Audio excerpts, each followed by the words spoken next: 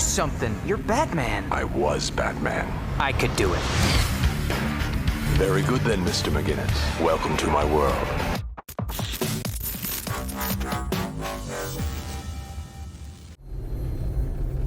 Welcome to Above and Batman Beyond, a YouTube series and podcast all about DC and Batman Beyond. I am your host, Benjamin David, and with me, your co-host, my brother from another mother beyond. I forgot to write mother. Eli Benson. Say hello, Eli. How's everybody doing? Good. So Eli returns for a very important episode today. Two very important topics, actually. Today, we're going to cover Batman Beyond's 25th. And to celebrate that, the return of our Ep by Ep pod series for Batman Beyond. So we did our episode by episode here for a little bit, but then stopped around episode 6 or 7. So we thought we'd bring it back, full swing. Dare I say a Rebirth reboot? Oh yeah. But more like Rebirth revisited, because let's avoid the term reboot, because I can't do them anymore. And that's a different show.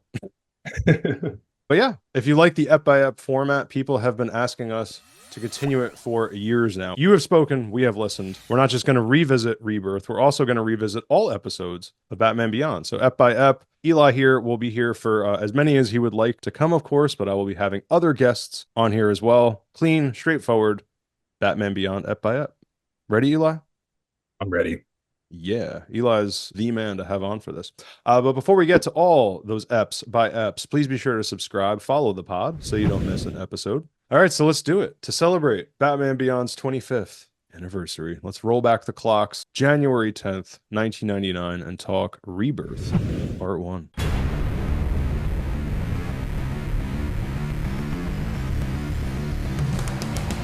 All right, so once again, original air date, January 10th, 1999. Script was by Paul Dini and Alan Burnett. Directed by Kurt Gaeta. Cast, we have Kevin Conroy returning as old Bruce Wayne / Batman. Will Friedle as Terry McGinnis, Lauren Tom, Dana Tan. The late, great Terry Garr, which we're going to devote a little bit of this episode. She deserves a lot more than a little bit of an episode, but that's what we have for the great Terry Garr. Recently died. Sherman Howard was Powers, and then George Takei, Sulu himself, here for Mr. That's pretty awesome.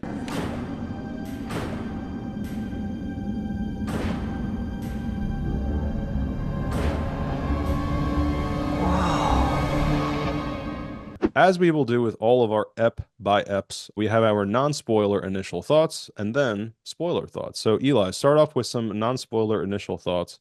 Rebirth Part 1. I think this two-part pilot episode is probably the strongest of all of the episodes, not just season 1, but of arguably the entire show. And any rivaling episodes that I would bring up would also be season 1 episodes. So there are people that I have introduced this series to, and they have only watched maybe the first 2 episodes and maybe Meltdown or Return of the Joker, but you really get a lot out of these episodes. They as we were talking off air, a lot happens in these episodes, and what I find so impressive is this episode was produced while they were still producing Superman the Animated Series and Batman the Animated Series. That's right. And unlike those shows, this show was kind of creating its own lore as it was going. So this was completely off the cuff, and this really establishes a whole new world in the DCAU, a whole new future setting. It establishes new characters really well. You get a real good grasp of where Bruce Wayne has ended up and where Terry is as a character. And it's so interesting because I think you could probably watch these 2 episodes, and I'd also recommend Return of the Joker, of course, and you would have a pretty good grasp about what this show is. So that's a real testament to the strength of these episodes. Totally. Yeah. No, I mean, you would get, that's a really good point. If you treated, and they did put out the VHS when it had come out in 99 as a one movie, right? As, what was it called? It was called Batman Beyond the movie. There it is. Simple enough. And it was just Rebirths Part 1 and 2 on one VHS. But yeah, if you, back to my point, watch that along with Return of the Joker, you do have like a two-part complete, and it's the best of the whole show. Yeah.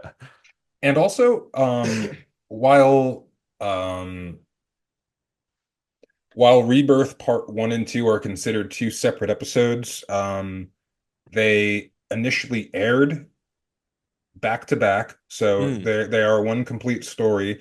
And, like we just mentioned, there's Batman Beyond the movie, which was the first home release of these episodes. And they were spliced together as one long feature length as opposed to being presented as two episodes.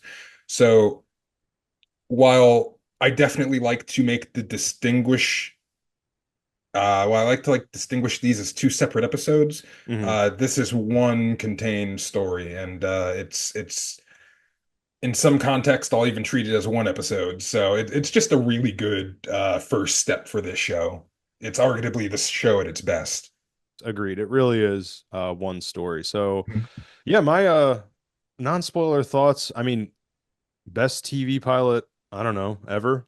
Is that dramatic to say? I it's like I so my some of my favorite shows tend to be at the top of what people consider this is my, objective reasoning why Batman Beyond is one of the best pilots ever. But even as good as Sopranos and Breaking Bad are, like ultimately I don't often return to those pilots. Like those are considered some of the best shows of all time. They happen to be my favorite shows of all time. Breaking Bad, I would say quality wise, in terms of there's like no bad episodes, is probably better than Sopranos, even though I tend to prefer Sopranos. Back to Batman Beyond, I don't really return to either of those pilots like on a regular basis. In fact, they're usually at the end of my rewatch. Not that I watch like the whole season backwards, but I will do like season one last in both of those shows. Whereas Interesting. Batman Beyond, it's like the best of because I don't know. There's for some reason it could be partly because they had already been developing the whole thing with BTAS and the DCAU, so they did have a bit of a head start in that sense. But like with all the heavy lifting they had to do with completely creating, and we'll get back to that. I mean, this is a theme of even the documentary we're making is the fact that they completely created this Batman. It was a genesis of an entirely new Batman based on nothing that had ever been in a comic. They completely came up with a lot of stuff, but back to kind of production, I think maybe with the head start of BTAS, they just had such a good team ready to go to employ this new Batman. Whereas maybe with Sopranos and Breaking Bad, those shows tend to take time to, I think, cook a little bit. Pun intended, blue meth. Absolutely. A lot of shows need time to sort of get their footing and get to where they're going, whereas this show, a lot of people would agree, is rather top heavy. Not to suggest that the later seasons or Yeah, material is bad, but you'll get a lot of the better episodes in the first half of the show, you're namely in right. season. As Kevin Smith would say, Batman Beyond walked out on its first day and went zip. So, but yeah, my final non-spoiler thought, and then we'll get to spoilers. We'll also get once again to a walkthrough. We'll go beat by beat of each episode. But yeah, again, the amount of work that has to be done in this pilot alone is staggering, even in Rebirth Part One. So you could think of both parts once again as a unit and as a pilot, a two-part pilot. But just in these 22 minutes, like you're continuing BTAS. So the added pressure of just living up to that, like you are setting yourself up for a disaster with that, in terms At the of, coming fans off the going after height of that its popularity too. at the height of its popularity. Good point, right? Yeah, because the initial point, and it makes sense to throughout the episode we're going to talk about the early days of Beyond because this is we obviously have to. They did not want to. They were very reluctant to do this project in the first place. They wanted to continue Batman the animated series for as long as point is that it wasn't even in any of their minds to discontinue Batman the animated series. Why would you? Especially I would assume they were probably pretty invigorated by the TNBA kind of revamp as they called it, with a different animation, a new world, you're setting up STAS. There was kind of no reason to do this. They were forced by executives to do it, and they were very reluctant. So, like, with all of that, that you are still setting yourself apart as part of that pressure instead of just beyonding everything, which we'll get to, is that they didn't just beyond this villain, beyond that villain.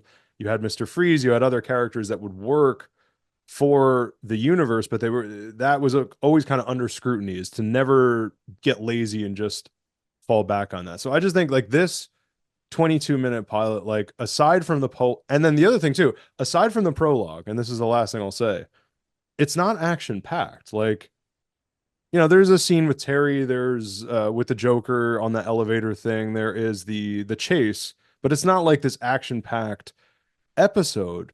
But you don't even notice it. Like for 22 minutes, you could say again, it's technically 44 with Rebirth Part 2, but like this part in particular was probably a lot harder to write, produce, TV piloting at its best, man. In the commentary for this particular episode, Rebirth 1, Alan Burnett actually said that initially they were really trying to find a way to write Terry into the suit in this episode, but it didn't flow. And Bruce Timm said that it was kind of to the show's benefit that perhaps he didn't suit up until part two. So, and I agree with that. It really gave the show time to breathe and for us to get familiar with Terry McGinnis and with this world before we kind of get into the Batman of it. So I'm happy about that. Mm. Yeah, again, if it's good storytelling, you don't notice it, and you had all this other stuff to do story-wise anyway, so it's probably good that they didn't force other stuff in as well. I agree. All right, so now we're going to get to our spoiler section. So spoilers 3, 2, 1 or Rebirth Part 1. I mean, it's not much of a spoiler. It's obviously going to have a cliffhanger and all that, but feel free to jump around the episode. And then we're also, again, going to do a walkthrough to kind of keep some structure. But again, feel free to jump around, Eli. So we'll start with our cold open. We have our prologue. First cold open, I think, correct me if I'm wrong, it's the only cold open of Batman Beyond, correct? Correct. Which, if you're not familiar with the term cold open, it just means that instead of the title sequence being first, you have a scene of the episode. The Office is famous for its cold opens. There'll be like a short 2-3 minute scene, then you cut to the music of The Office, then back to the episode. In this case, we always got, it was just that amazing Christopher Carter intro, which we have to talk about because it's Rebirth Part 1 especially. But this was the only episode that had this, which is perfect for a prologue. It's not only a cold open, but it's a cold open that features not the only, but one of the only instances of a red sky we'll get in Batman Beyond. This is because it's set a little post Batman Adventures era, but that was always kind of the thing that they did with these shows. They had Superman with the blue skies and Batman the animated with the red skies. So it's interesting that this show opens with kind of a city shot and a red sky, giving you kind of one last taste of the familiar before we entirely switch the status quo. Yeah, you have to notice the red sky in this part. That is like, we're still in BTAS, right? But even though this is the future, yeah, very important. Yep. So now we're inside the airplane hangar. We see kidnappers have a young lady tied up. Exposition on the news of Power's persistent attempt to take over Wayne Enterprises. So the young lady that is tied up is they're kidnapping Bunny Vreeland, who is the daughter of Veronica Vreeland, right, from BTAS? Yep. So yeah, once again, we start off right off the bat. This is so smart. I mean, you could argue that news is sometimes a lazy expositional tool, but what I liked about it is that we're at least starting off in the kidnapping scene. So the episode is still really very much moving. It's not just a newsroom. We're seeing a kidnapping. We see where it's established that it's the Batman the Animated Series world with the red sky and all that. So there's some action brewing, but they just are watching on TV what's also going on with Bruce Wayne, which is perfect. Yeah.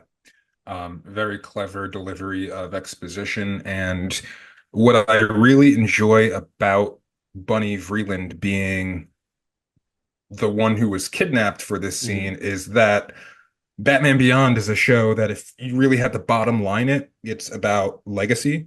And so I like that Bruce's final person that he saves is the daughter of a friend of his. It really kind of reinforces that legacy aspect of it.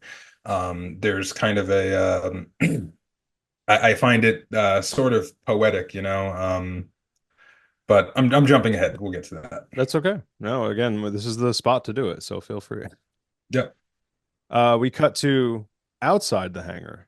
The music is perfect here. The bomb, bomb, bomb, bomb. Like you can feel it's a little different, but you are musically still very much in BTAS. And henchman gets knocked out of the shadows, walks Batman in a new suit, Eli. That But yeah, henchman that was wearing sunglasses at night outside of a warehouse. was he wearing sunglasses at night? Nice. Yeah. Good detail there. But yeah, then Yeah. the shot. So again, he knocks out this henchman. The shot of him boot jetting to the moon Mhm. is like I, I there aren't words for that shot. That's all I got. But yeah, the music right there. I mean, we're reintroducing the new Batman. He stands up, does this perfect pose, and then just you're like, this dude can fly now. Moon behind him, lands on the roof. You're like, what is going on? What I mean, you knew from the trailer what was going on, but I like that there would be a future Batman in this new world. But man, it was just it must have been so fun. Because again, I didn't see this, or I don't know if we talked about this, is that I didn't catch the pilot live. So it just must have been incredible. Like if you were on top of this, were you on top of it? Were you like ready there that night to watch the new Batman show?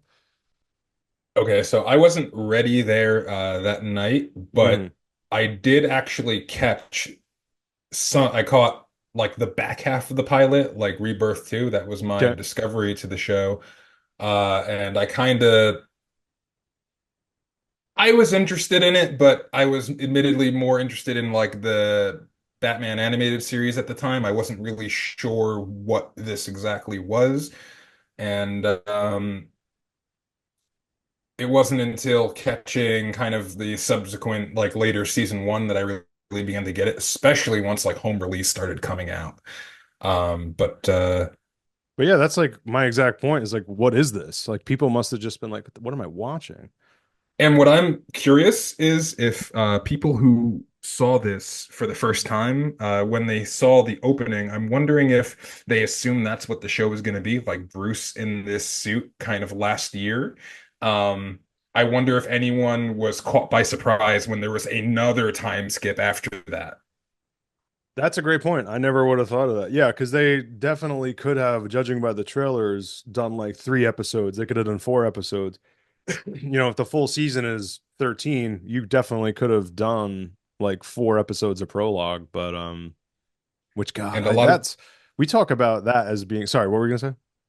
Oh no, I was just gonna say, and a lot of the promotional art Mm, only had like the full figure of Batman Beyond. So really, based on the art alone, I mean, you could tell Terry's physique versus Bruce, but if you didn't know what the show was going in, people might have just assumed like it was just Bruce in this new suit, you know, and that was going to be the show. Who knew Terry McGinnis and stuff. Kids WB had some information about the show that they were releasing through various magazines and articles and stuff. But, we're talking a time that was very pre-internet, or at the very least, very primitive internet. So it just yeah, it wasn't the internet shows as we know it. Yeah. exactly. So shows just kind of happened, and a lot of things caught me off guard, especially since I was Mm. younger. So No, it's a good point. It was an entirely different world of marketing. Yeah, the way you would yeah, find out about things is completely different from how somebody else. And yeah, yeah.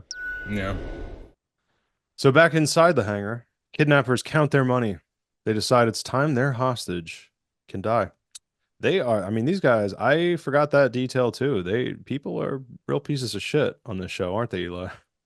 Yeah, it's interesting though because this show right off the conceptually when they pitched this show or when the WB execs wanted this show, ideally they wanted a more kid-friendly Batman. That's why they wanted a younger Batman at the helm. Yeah. And I just find it so interesting that the first couple episodes of this show are arguably darker than BTAS ever got. Mm. Yeah, I mean, I this look is a at dark episode. it's so true. So many people, number one, just flat out die. Like you don't see it on screen, but they die. There's animal torture, there's chemical weapons. There is so much sick future shit in this episode. Or maybe you don't see the chemical weapons until the next episode, but either way, like you're saying, for a kid show, it I keep thinking the more I learn about how not the assignment they did versus what they were assigned is like a super smart kid you would have in woodshop. I don't know, like back to Breaking Bad, Jesse Pinkman. It's like you have a really smart kid, but he's a complete fuck up. But by the time he hands in his work, it's too late. You have to do your Batman show, and it's so good that you can't deny that either. And you're like, all right, let's just let the kids keep being delinquents. And Bruce Timm and Paul Dini and them were like, okay, you want your kid Batman show? Gotcha. Set in the future, super badass. People are gonna die. It's gonna look amazing. Got a problem with that? And they're like, okay. And it killed. And it killed. I love that. All right, so back to our walkthrough here. Once again, they decide it's time their hostage can die, but not Eli if Batman has anything to do with it. So obviously the batarang hits the gun, action begins. But what I was going to say is I love how most of the sequence is the whole prologue is being surprised by Batman, like the almost the criminal's POV. Yeah.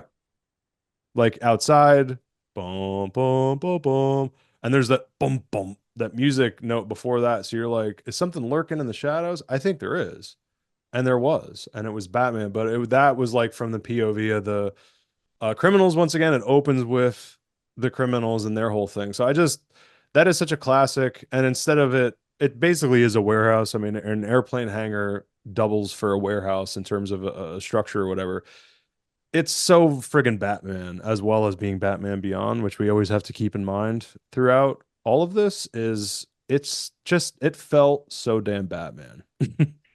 And I think that also helps drive what's about to happen further because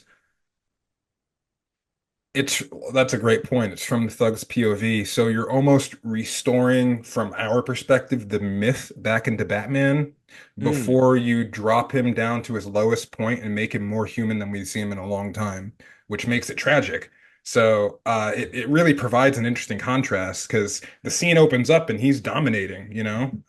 So it's that's a good point. I never considered that. It's from the Thug's perspective. That's good.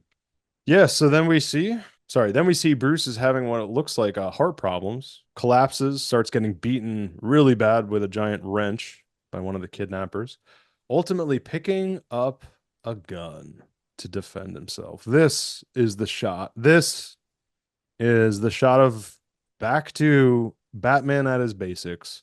Batman pulling a gun means everything. And I know some people think that's a debatable thing. I think at this point in Bat history, my position is it is still as powerful as it always should be. And I think even the people who defend Batman killing still see the weight of that shot, right? I mean, Well, I think it also depends on the Batman, and this Batman in particular was one that definitely had that code. So it's tragic for this Batman. Would the scene play as well if it was Batfleck or like the Keaton Batman? Maybe not, because that's a great point. Yeah.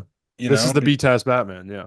yeah. But for this Batman, it's heartbreaking, and that's a testament to how consistent they've written him up until now. Th I really like the shot of him holding the gun, but I think my favorite shot in this sequence is right before it when the thug's beating on him and the gun is in front, and you just see like the camera focuses in on the gun and Bruce's eyes like go into like a sad look, like he knows what he has to do. And Mhm. just that acceptance before the fact is like really tragic to me, but I love that shot. Well, and the other, I was just about to say, the other thing, not, I didn't consider the look that he gives, yes, because that look means a lot more, but even just production wise, they do a rack focus of his face. So at first the gun is in the foreground out of focus, and then you see his face, and then it cuts to the gun. Or it might be the other way around, but either way, the No, fucking yeah, yeah, rack yeah. focus that they do right there is perfection camera work wise. Agreed. It's amazing. And it's like not even a camera, it's animation, but these guys are just so good with whatever they're doing that they're like, this will feel like a movie. And it's even more impressive because the first half of the entire show, up until Terry's friend dates a robot, that specific episode was the last Cell animated episode. So all Mm, of these episodes, like including this pilot, these are hand-drawn cell animations. So the fact that they were able to do things that impressive, the fact that like later you'll get to the episode Spellbound and the things you mm. see in that episode, and that's all hand-drawn animation. It's just amazing to me. Yeah, it's nuts. So he pulls the gun. The guy obviously is scared shitless, runs away, the criminal. Then we see the criminals get arrested outside of the airplane hangar. After the cops leave, we see blood on Bruce's face. Again, the show for kids. We see blood on old Bruce Wayne's face as he takes off the Beyond mask. So this is the first time we actually saw this aged, gray-haired silver fox still Eli Bruce Wayne. Yeah, I like this Bruce. This is sort of the midpoint between New Adventures Bruce and Old Bruce, which we're going to see shortly. Uh, kind of your final year as Batman Bruce, where he's sort of indicative of New Adventures Batman, but he's definitely aged and has that mild he has that weathered look on him. So I like this look. And I also like in that scene where he pulls off his mask, it's one of the few instances where they have blood on the mask. And Mm, it really just drives home kind of the beating that he's taken. So I like that. yeah. And Bruce Timm loves his red on black. That was part of what he loves about Beyond. And ironically, the old version of a bat being Dracula, he said Dracula was very inspirational in his design for the red on black for Beyond. Hmm. Hmm. So we see once again blood on his face. Regrettably, drops the gun. Cut to the Batcave. Bruce Wayne hangs up the suit, followed by the iconic line, "Never again." So good. While he's turning off the lights of the Batcave, God, it's so good. And I love like the sound of the lights. That's a very B-test thing. The sound design was always completely on point in that show, and just like Yeah, the thunk, everything. thunk, thunk. Yeah, it's so dramatic. And it's like each section of the cave turns off, and oh man, him standing there again in the silver fox. He's got his sexy Bruce Wayne sweater on. Never again. This was also important in that it shows to us the fate of a lot of the Rogues Gallery. Mm, Because up until now, if this is your first time ever watching, you're probably wondering, okay, the Bruce is old, but what about everybody else? But when you cut to the cave and you see like, okay, mission's over, I'm shutting out the light on everything, but as he's doing that, you're seeing the costume of Harley Quinn and you're seeing the ventriloquist dummy and you're seeing, all these different costumes. It's really showing you that, like, no, everyone is either dead or in jail or like, it just gives you kind of an understanding as to the advancement of the mission, and the status mm. of a lot of these villains. So I love this scene. What a great point. Yeah, that's a lot of visual exposition right there. You're totally right. Yeah. So, never again. Cuts to, speaking of iconic, Eli, the Batman Beyond intro, directed by the late, great Darwin Cook, music by Christopher Carter, which to flex, because we have to flex, well, not only has been on our pod, has been on our most recent episode. We talked about the Batman Beyond Volume 2 soundtrack, but he will also be in our upcoming Batman Beyond documentary. So, Oh yeah. yes, can't wait for that.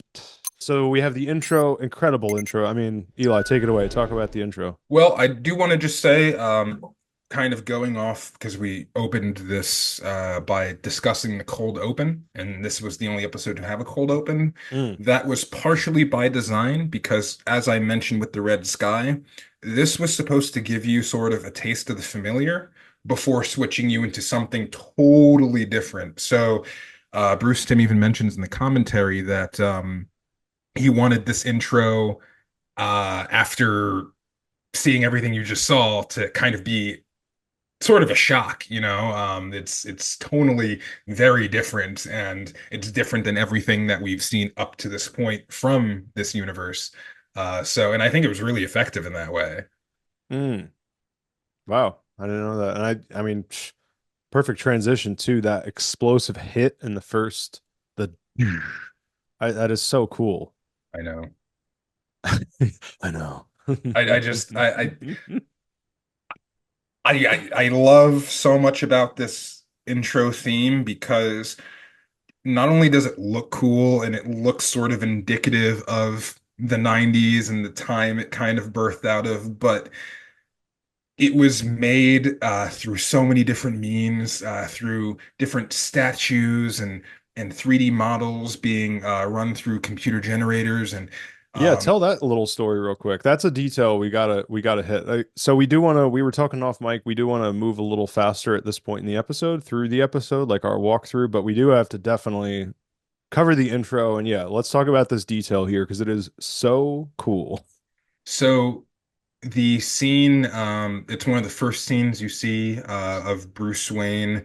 It's kind of old Bruce and he looks all digital and stuff, but that was actually um, like a maquette statue that was sculpted and they filmed it and they added all these digital effects. Um, Later on in the episode or later on in the intro, there's a part where you see like the camera do a 360 spin around Batman. There's all these Jokers surrounding him. And that was actually, according to Bruce Timm, a Nightwing figure he had that he kind of touched up to look like Batman Beyond. And then he put it on his kitchen table and spun like a camcorder around it and just did some like post editing. But it looks so cool. And a lot of the intro is that. It's You would these never know statues that. you would never know. And I this intro to this day, between the music, between the visuals, is so uh, it's just breathtaking, and it's so interesting that a lot of it was just comprised of like them kind of throwing things together and really trying to make it, work and look good, and it does.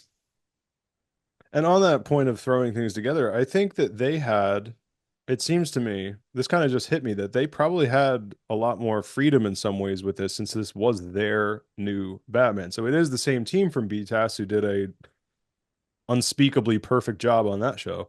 But they had a lot to, again, it was based on comic book Batman. They had a lot to honor. They had more constraints in a good way. In that case, limitation bred some of the best creativity perhaps of all time, Agreed. without being hyperbolic. But with this, there was no, it was the B-Test team unleashed. Yeah, no, I agree. I agree. Yeah, no, there it is. Yeah, Yeah, I feel like that little story right there, that idea hit me that Bruce Timm would never have been taking out a model and spinning it on a Lazy Susan, by the way, on his kitchen table, he said, yeah, with a camcorder. That would never have made its way into Batman the Animated Series. That was a polished, very much based on the Max Fleischer. Almost Max Fleischer was like their template, if you will, but for Batman. So, yeah, God, beyond rules, Eli. and I like and Batman Beyond, Eli. yeah, I do too. And the other last thing I'll say about the intro here before we Mhm. move on is I really like the text images that pop up that kind of give words that are thematically relevant to the show, like apathy, greed, corruption, power, hope. Oh yeah. It really just, I don't know, just the intro is so unique and sort of different than what a lot of its contemporaries at the time were doing, but it's just so cool, and I could gush about it forever. Yeah. No, and then the whole apathy read thing, it almost has a little like story part to it, insofar as it feels like something that an animation student film would submit. Like that would be a student film project at like USC or something. Yeah. They're just like apathy, greed, dystopia. But they're like, no, this is the intro to our Batman show, and that is hmm badass. So moving on from the intro, we have the title card Rebirth, but not really a title card. This didn't hit me until today. There's no real title cards in this show. Like Batman the Animated Series had those iconic title cards. Do you know why that is? Because I know by New Adventures they had stopped doing the title cards. Do you think it was just kind of that idea of let's just put the episode title on the screen and call it a day? Yeah, probably. I always found the lack of title cards in the new Batman adventures a little jarring, but I don't necessarily mind the lack of title cards here. Hmm. I Yeah, you don't feel it really. Yeah, I don't feel it, and I could imagine that it probably saves them a lot of production time when they could just kind of tack the title right after the opening Yeah, I mean it's an entire intro. painting. Yeah. Yeah, so it's nothing. Would now in an alternate universe would I mind title cards? I think that'd look cool, but I don't miss them is the point. Sure. And now that I'm thinking about it, title cards are a very 1940s film noir thing specifically. And I think Right. that that was the exact project of Batman the Animated Series. So that was an almost organic meta thing that they were doing of like, let's just have title cards in this noir show. Yeah. All right. So moving on, huge skyline shot of Neo Gotham. And then it says 20 years later on the screen. I mean, good God, establishing the way they establish this world is like, again, I wish I had better words. I should have words if I'm doing a podcast here, but good Lord. Yeah, this skyline shot, camera tilts down. It is just unbelievable. And what's fun about not just animation, but camera work wise, like even if this was live action, when they make a live action Batman Beyond movie, the camera people slash effects are going to have so much fun because the camera doesn't stop moving because you have so much the scale of everything is so big the city just doesn't stop and it is so freaking cool. Yeah. No, I love the scale of Neo Gotham, and if anything, I mean the city's so big that they could have even dedicated more time and more episodes to exploring it. I mean, really, it's supposed to be like this kind of Neo Tokyo-esque city. So, Mm.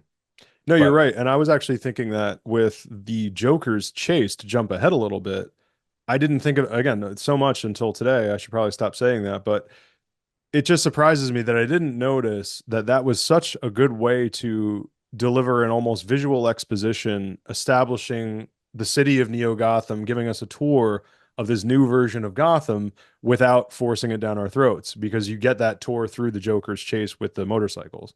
yep, yep. Like that was a clean. I thought that was a nice, clean way to do that. All right, so to walk through again, we're going to move a little quicker now. The huge skyline shot after that, we have Terry McGinnis is on this building elevator slash train thing, which talk about that for a minute. That's cool. Yeah, the vertical trains that go up takes you from level to level. If memory serves, I believe that was a Glenn Murakami design.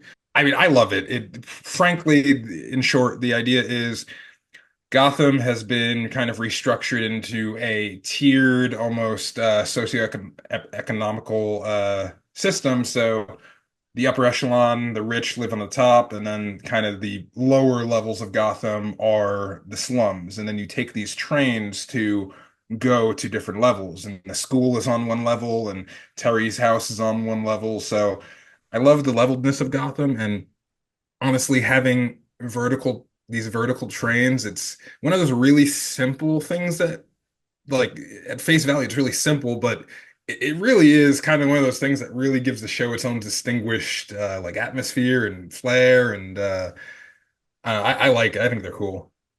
Same, yeah, yeah. And Glenn Murakami, leading up to the show, had been to Tokyo, so he had like he was on the ground in Tokyo, and said he was very influenced by that for the creation of Neo Gotham. Yeah. We got more news on the train, more takeovers from Derek Powers. So, what is the exact takeover in this news? Has he taken over? Was this news report for taking over Wayne Enterprises? I don't think so. I'm Okay. assuming that probably happened within the 20-year skip. This is probably just to highlight, like, because I'd have to go back and rewatch, but I think when they're announcing this news, it's he's still or it's still Wayne Powers, so that would mean it's post takeover. Whereas in the opening prologue, I think they were saying it's Wayne Wayne was still holding Enterprises, him off at that point. Yeah. yeah, and Powers Technology. So I think Got it. the Wayne Powers of was supposed to be kind of a tell, and it's supposed to show he's still being like aggressive about it. Right. He's just like this guy just keeps taking over companies, so Yeah. he's back at it. Member of the Joker's gang. So this is the first time we see a Joker terrorizes the train car until our future hero steps in, but he's not in the suit, of course. So we see once again, this is our intro to Terry McGinnis, also a Joker. So talk about the Joker for a minute. This Joker's name is Scab, and he is voiced by Mark Warden. And I find Scab interesting because in other episodes, like later you'll discuss the episode Joyride, where the Jokers take a military vehicle. Scab is acting as almost the de facto leader in that scenario, and Hmm. it's clear that he runs with like the J-Man squad. But in this episode, he's kind of acting as like his own agent, and then later we get J-Man squad, and he's not there. So I Hmm. always find like the use of the Joker's really interesting, but. Scab is fun, and I like his boxing glove with the spikes on it. Just kind of this interesting, twist on each Joker has their own distinguished flair, and I like that that's his. It's his boxing glove thing that he has. Yeah, I mean they just crushed it with the design of these characters. It's so great. Yeah. We move to Hamilton Hill High School. We meet Dana Tan, Terry's girlfriend, as well as Chelsea. Terry's in a wrestling match. The girls show up to the wrestling match. We see Terry lose his temper. So now we see that Terry's a brawler twice. So we have two examples. He fought again the Joker Scab on the train. And by the way, this is why we have Eli on the show. We now know the name of that Joker. But yeah, in the first 10 minutes of the show, I actually paused to see the running time. And by the time he gets into this fight at the wrestling match, we've seen in the first 10 minutes of the show all the shit we just talked about, Mhm. and that this character is ready to fight. Not unjustifiably, but he is ready to fight at a moment's notice when it's called for. Didn't the kid spit in his face? Yeah, they were wrestling, and Nelson spat on him, so Terry punched Yeah, him, and I would too. that's fighting. Yeah, that is a provocation, absolutely. So yeah. Then the other guy was a Joker. So what else are you gonna do? Punch a Joker in the face? That should And be like Terry, a campaign thing. and Terry even said to Nelson, "You remind me of a Joker I met this morning, except he was prettier." Ah, well said or well done. Yes. So we're back at Wayne Powers, Warren McGinnis's office. Warren is Terry's father, which we don't know yet. We just kind of see this guy, right? Right. Warren gets a call from Harry Tully to meet about something urgent. He meets with Tully, and then we see these disgusting black spots and lesions on Tully's skin. And then we see a mini disc in Warren's hand. So just to kind of backtrack the scene a little bit, he meets up with him. He sees these disgusting things on his hand, and what is the exchange there? He says, "What's wrong with your hand?" And Harry was in the middle of trying to give him kind of a warning when Mr. Fix and the guards walked in on them and took Harry away. Got it. He was basically like, "If anything should happen to me," but before he could finish the sentence, they were found. Mm, right. And this is where we meet Mr. Fix, voiced by George Takei. That voice he's got, it's just the deepest that your voice could ever get. He's Anyway. honestly, it's so perfect for like the Bond-ish, like number two type villain. Oh yeah, he is a very Bondian Yeah, number two guy. Yeah, yeah. yeah. And And Mr. Fix, double X, Mr. Fix. Mr. Fix's design as well as Powers, but more so Fix, he has almost this Victorian style cut of clothing. Mm, And that was an inspiration that Bruce Timm had taken from a book called The Star Is My Destination okay. by Alfred Bester. In that book, a lot of people are kind of wearing more like Victorian cut clothing, so that's where they got the inspiration for Fix's design there. Almost like steampunkish, yeah. Power's office. Power reassures Warren McGinnis there's nothing suspicious going on, but he also asks about a missing file. So we probably called him up there to be like, hey, don't worry about what's going on here. Something's missing, by the way. I hope that disc finds itself, Mr. McGinnis. So you think at that point he's just like, all right, this dude's dead? Yeah, he definitely knew because when Warren leaves the office, the final shot is Powers giving Mr. Fix sort of a glare out of the corner of his eye. So it's supposed to be like the tell. Nice. No, but I mean, like, even calling him in, I think at that point he had decided to kill him, but also probably wanted to get whatever information that he might have had, Oh, definitely. I mean, right? Like that was just an information call. Otherwise, he would have gotten whacked before that, I think. Yeah, I think he was just fishing to see what he can get. The theme of this episode, once again, Derek Powers, huge piece of shit. That's the theme. One super quick thing about Powers Yeah. is Sherman Howard, who voices Powers, initially had auditioned to play Lex Luthor in Superman the Animated Series. Mm. That part had ultimately gone to Clancy Brown. However, they liked him and they enjoyed him, and he also had a history of playing Lex Luthor on the Superboy show prior.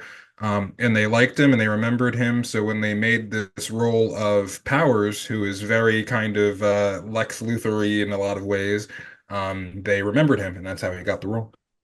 That Terry and Warren's apartment. So we this is established that Terry is living with his father because we haven't met Mary McGinnis yet, right? Right. Terry gets home, fights with his dad.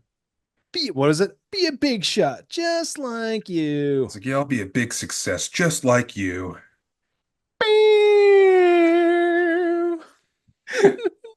Literally runs out the front door. So great. But yeah, so the fight is their fight is that Terry's dad found out about Terry and Nelson's fight at school, correct? Right, and this is after I mean, we the audience don't really know this yet, but this is predicated on the history of Terry having kind of a record. So that's probably why Got he's it. so about this, you know. And he said he even said he's like, you're already grounded as we speak. I didn't start the fight. Oh, so he was grounded for the fight, but it's established here that he has a record. Yes, yes, yes. Yeah, yeah. The nightclub, I mean, if there's one thing that everyone remembers, whether they like Batman Beyond or not, it is these nightclubs. But before we get to that, we've only been inside the nightclub in the intro. Like in this episode, it's outside the nightclub. Then the Jokers get caught up with them. We have our Jokers chase. We never go in the nightclub in this episode, right? Correct. Okay. Just want to establish that. But yeah, everyone always remembers the dancing and make fun of it. And I love that too. I'm like, as if you can predict the future. They're like, oh yeah, they thought 20 years from now people will be. I'm like, how would you have known what like no one knows the future, but okay. And they still did a pretty good job predicting certain things like Bluetooth and other things that Yeah. Like, you know. what are you talking about? And then we get our Joker's chase. So this is where we get our tour of Neo Gotham. Some Jokers pull up on Terry and Dana outside the club. Yeah, talk about it, Eli. Yeah, this is J-Man's group.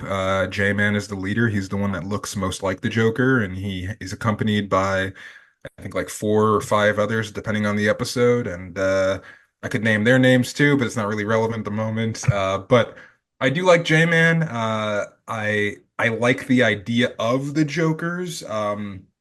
I I would like to believe that the Jokers are very based upon the Dark Knight Returns mutants, Mm, and in certain ways, and actually, so much so that the mutants always say slice and dice, show 'em you're nasty. And in one episode, J-Man literally says nasty. So, uh, there's clear inspiration there. But I like the Jokers. They're kind of they're an interesting take if you're not going to do the Joker. I mean, we do the Joker, but for most of the show, we get them.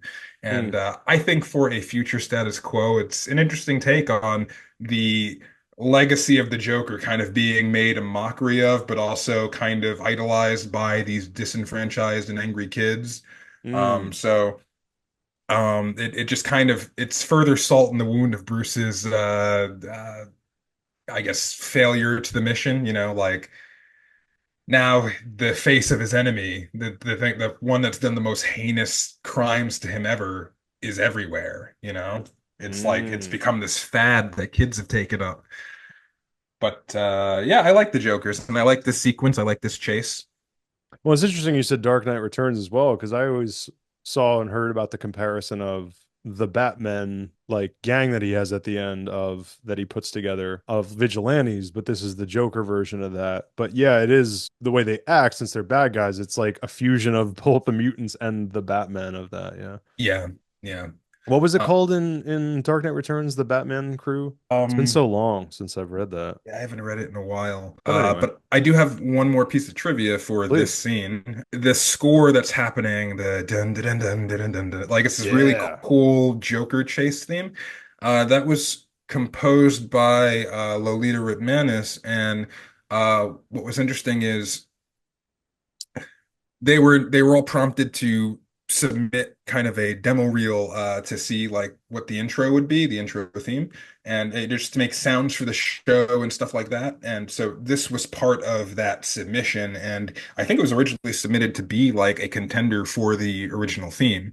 Yeah, it was Just submitted for like the intro. Like what we just talked about that with DMP. Yeah, they were saying that she submit all three of them submitted stuff specifically for the intro, and then it's Chris's made the intro. yeah, just like Yeah. how Shirley Walker made one, but that ended up being the outro theme. Oh yeah. So Right, right, right. it's cool that they use the music, even if it's not for what it was originally intended, it's used somewhere. Yeah. Yeah, use it if you got it, or use all parts of the buffalo.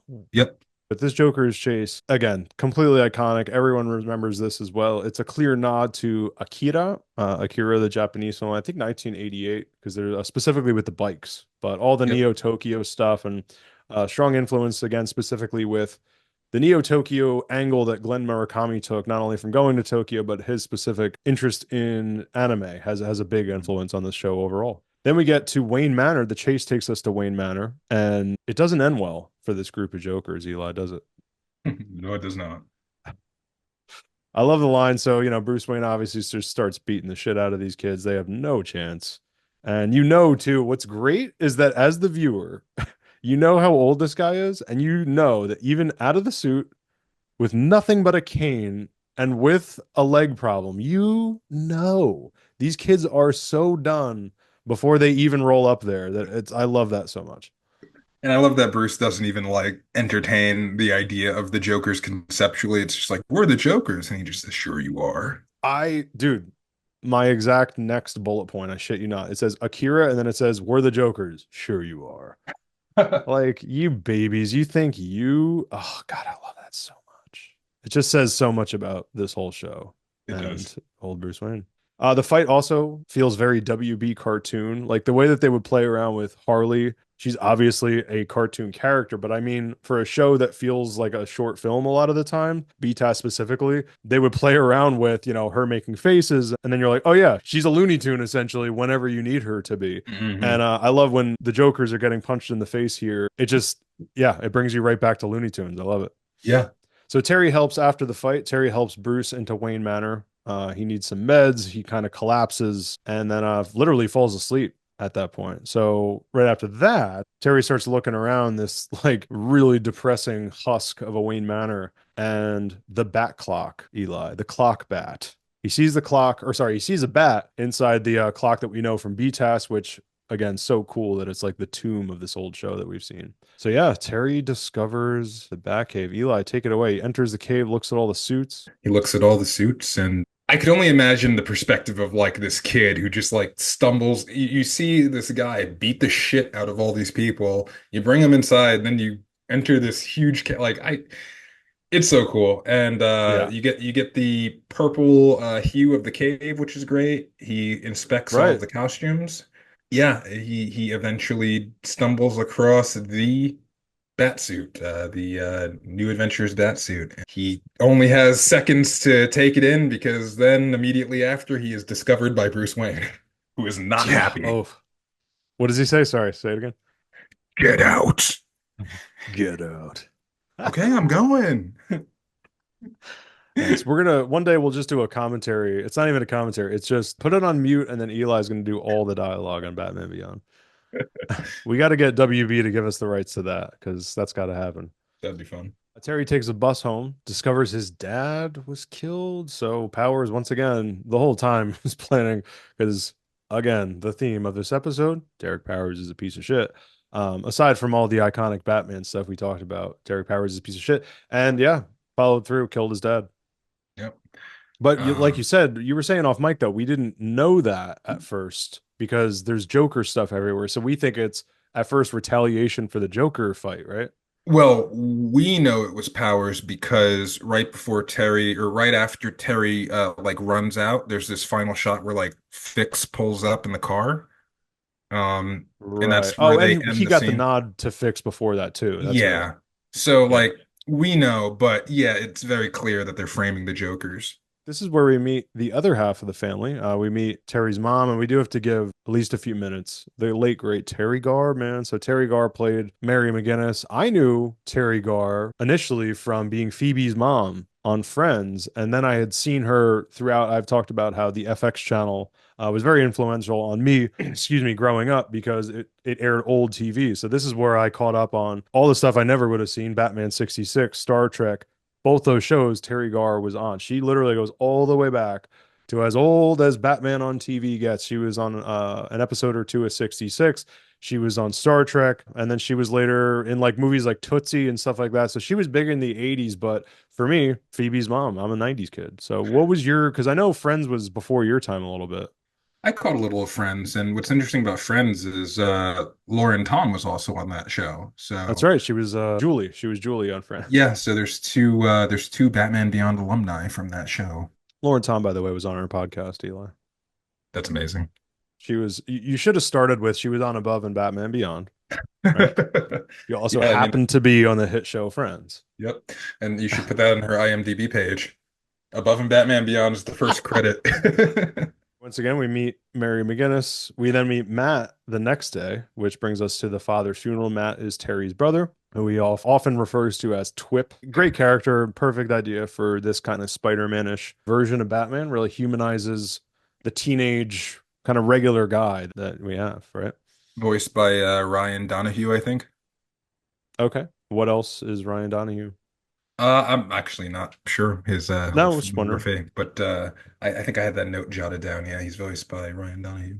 Cool. Thank you, He, Eli. he's good. I mean, I like Matt as a character. He kind of injects really an organic family dynamic. I mean, the way him and Terry squabble in episodes, it's very authentic sibling Yeah. relationships, you know? Yeah, it feels very real. Yeah, yeah. Yeah. Once again, we go to the funeral for Terry's dad. When we come home, Mary consoles Terry in his bedroom. What's the line, Eli? I could have been there. I could have helped him. I could have done something. Could have done something. His It's like, pause is great I'm not there. afraid of those guys. We could have fought them off, me and Dad. I laugh because it's actually a really effective, like dramatic scene inside this kid's Batman show, which is kind of what makes it funny. Yeah. And the blue scale for that scene is really cool. Like how it's all animated in like blue and black. It's very somber looking. It's just very effective. Yeah, good point. You were saying that off mic. That's the same kind of darkness effect that they do in the Batcave, making it purple and blue. Yeah, I love it. And it's cool because it's its own thing. They did that in certain ways in B test, but not that specific palette. Like it felt like in Beyond, they were doing specific things with colors. Yeah, in B-Test, they just sort of darkened the tones a little Right. bit, but like the costume was still the same color, but they very distinguishedly give it like a purple hue in this show. And I like that. I think it really gives it its own flavor. Same. I always loved it. I always noticed it too. Like even going way back, I'm like, that's cool how they do the dark. Yeah, yeah. Also love, we were saying off mic, the future non-collars. So you just take away one thing from the present and it's like, oh, that looks futuristic. He has a tie, but no collar. Look at that. Yeah, I think little things and also just sort of the Brewston mentioned like just making technology like smaller Mm, like because this was the 90s, so phones were still like these kind of bigger things, but in the yeah. show they're like these little tiny flip phones or little earpieces and you know it's true as technology advances it gets smaller. So I like Mm, that. And this suit I like that's why I like this suit so much. It looks so compact and sort of minimalist and it's mm. that's how I think technology would advance for Bruce in his costume. So Right. it's No cool. cape, no encumbrances, if Yeah. that's a word. Yeah. So, Terry, of course, feels guilty for being a dick to his dad, and maybe he should. He should feel bad for his dead. No, I'm kidding. But yeah, and that's a natural thing, of course, especially with teenagers, anyone young, they don't know. I mean, processing your dad's death in any case, you'd feel that guilt. But I would imagine that being younger, you have less perspective on that kind of thing, right? It's like you say something shitty, you're gonna feel extra bad about it, and it's like, your first breakup is the end of the world, and things are just more the end of the world than ever. And your dad dying is the end of the world when you are a teenager. So he's probably feeling a lot of things right now. Yeah. Yeah. And then as we bring it home, he throws his brother out of his room, which is once again brings us back to that kind of human side of him. Finds a picture of his dad and then a disc behind the picture frame. So we didn't know this thing was there. But it is, of course, the disc that we saw before earlier in the episode. So Terry puts it in one of the laptops, which, as you said, I mean, this was pre-laptop as we knew it, and that laptop, it holds up, which was cool. Yeah. So Terry sees the plans on the disc, realizes he has to bring it to Bruce because we see the plans of, again, this evil chemical warfare thing. Yeah, you see the plans. And then you made a good point. We then see Powers is surveilling Terry leaving his apartment. Yes, and that'll lead you to in Rebirth 2 when Powers catches up with him. That's how he knew to find him there because he's been watching him. Which, I mean, that's just, I hate to say it, also a very Batman thing. Like I was saying off mic, I was just like, oh, what a shit. Derek Powers is a piece of shit, which is still true. And he is constantly surveilling. That is something Batman does as well. So, Yes, it is. which, perfect. You got to foil your villain Yeah. to your hero. Yep. So finally, Terry goes to Wayne Manor with the disc. What's the line, Eli? Something sticks with your company, and I think it cost my old man his life. The answer's on this. Why don't you take a look? And he holds the disc up to the intercom to Wayne Manor, and then we get this absolute, when I say epic, defines the word epic. Citizen Kane fucking shot. Old Bruce Wayne in his mansion overlooking ba ba ba boom, crackoom, as it would say in a comic. Thunder just standing there going like, this shit again. Like we're doing this. God damn it. In some way, I have to put the suit back on. And I think in that moment, he's both relieved and kind of happy to be back in some way to have a purpose. But he's got to just be rolling his eyes to some extent. Like the world's just really never going to get any better without a Batman. Yeah, and what I like about that shot is in the standard episode, it's just kind of a lightning strike and then it fades to black. But Mm. in the commercial for the Batman Beyond the movie home release, they edited that shot so when the lightning strikes, it leaves like a shadow of like his Batman costumes, like you see his ears and stuff, and it's really cool looking. I'll have to send you that later, but I love that shot. Oh, absolutely love it. And that is Rebirth Part 1. So, final thoughts, Eli Benson, expert of Batman Beyond. Final thoughts. I love this episode. Like I said, there are times I'll get I mean, I always have the itch to watch this show, but like when I really want to go back and kind of watch the show and enjoy, sometimes I'll just throw these episodes on like these two and I'm good, Like it's just such Mm. a satisfying, you get a good mix of story, but it's also dark and it's also kind of nostalgic and in part two you get a lot of action. So it's just a really nice balance, and they did a great job with these pilot episodes. They really did. That's such a good way to put it as a fan. This is something that you can just put on. I'm a big, especially now that I'm busy. I have not been watching movies to the point where I canceled my Criterion channel subscription, which was rough, like the app. But I realize I'm just like I'm not taking the time. What is it? I was gonna say that surprises me coming from you. I know, right? But yeah, because like I was going to and just slightly off topic, but kind of to what you're saying is that I even canceled my AMC subscription. I just haven't seen movies that have been bringing me out, and with point is taking the time to watch movies. I've preferred TV recently because I can just rewatch things that I already like. You can watch it on your phone. It can almost be like a podcast in the background, that type of thing. Folding laundry content, if you will. And this could be really just it gives you and I speak to my last week has been rewatching it for the documentary.